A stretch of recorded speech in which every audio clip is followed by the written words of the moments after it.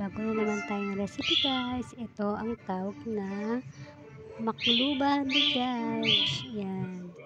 First time kong gagawa nito guys. Ayan. The judge siya, makluba. Ayan. Tingnan nyo naman, napakasarap, diba? Mapapawaw ka talaga.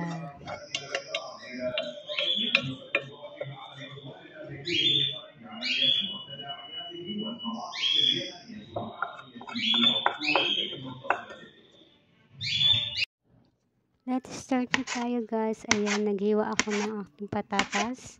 Ayan, hindi masyadong mataba, hindi masyadong mapayat. Ayan, manipis pala, hindi payat. Ayan, sinunod ko ang carrots. Hiniwa ko rin, kagaya nun sa patatas. Ayan, hindi masyadong mataba, hindi manipis. Katamtaman lang din. Ayan. Mga gulay yan. Mga gulay, mga ganyan lang guys. Ang carrots. Sinunod ko naman dyan yung kosa, kusin. Ayan, ang kosa. Ayan, pahaba naman siya ang ginawa ko. Ayan, slide ko lang siya ng pahaba. Hinati ko kasi masyado siyang mahaba. Ganyan lang guys. Ayan, tignan nyo na lang. Ayan. Sinunod ko rin ang bell pepper. Ayan, pabilog din siya guys. Ayan. Ayan, mataba po yung inano natin kasi mag-ano rin siya pag pinarito. Ayan, i-prepare na natin. Sunod natin, ayan, ang talong. Ayan, ang eggplant. Ayan, di rin masyadong mataba, manipis. Ayan, katamtaman lang din, pabilog siya, ganyan. Ayan na guys, hiniwa ko na siya lahat, pinipare ko na. Pagkatapos natin silang hiwain, ayan, pinarito na natin sila guys. Ayan, pinarito natin yung patatas. Lahat ng mga hiniwa natin, mga ingredients, ayan, pinarito natin. Yan ho, lahat na yan po sila na prito na. Sinunod naman natin ang ating manok. Ayan, prito rin natin siya hanggang mag golden brown. Ayan, naprito na natin siya guys. Sunod naman tayo maggisa ng sibuyas bawang. Ayan. Igisa lang po natin yan siya. Ayan. And then, ayan. Ilagay na natin ang dry lemon. Dry lemon.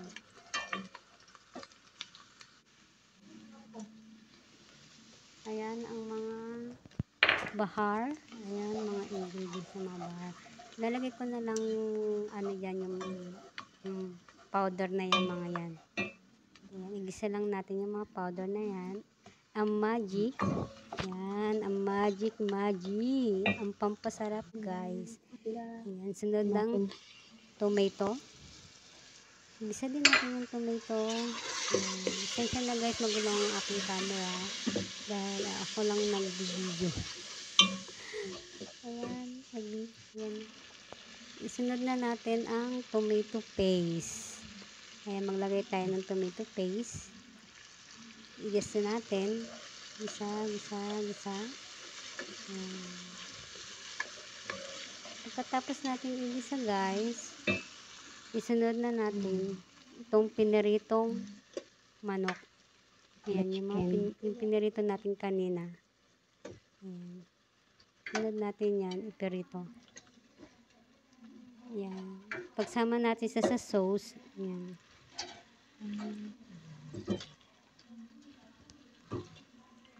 Ayan. Lagyan na natin siya ng tubig. Konti lang ng tubig guys. Ayan. I-ano lang natin para hindi masunog. Pero maglalagay pa rin tayo ng kaunting tubig dyan. Ayan. Malambot na muna natin yung ating manok dyan. Ayan, medyo malambot na yung manok. Ilagay na natin itong mga pinirito nating patatas. Yung mga matitigas mo. Mga gulay. Hindi ko na videohan guys ang kanin. Ang prito lang naman na kasi. Kanin. Ayan. Kalimutan ko na videohan. Ayan, yung mga napritong mga gulay. Ayan, patatas, carrots. Ayan. kusa, Kahit kushi, ano mo na lang siya ganito. kuchi, Pamasama yung ayan, bell pepper, tsaka eggplant. Ayan. Ilagay na natin yan siya. next. Ayan. Ayan na. Ipaibabaw natin yan siya guys ha. Kailangan nakaibabaw yung ano, yung talong. Ibabaw. Hanggang Biyernes to. Ayan, ibabaw lang natin yan. Wala tayong pagkain sa biyan. Sige lang.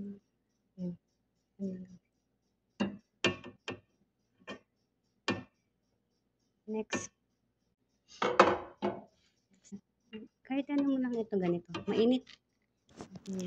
Yan, next, ibabaw na natin yung ating nilutong kanin. Ay, dahan. Ayan. Medyo luto na yan guys. Baliin na lang siya. Ayan, takpan natin. At lutuin natin sa mahinang apoy ng 45 minutes. Ayan. Mahinang apoy lang guys ha. Yan na.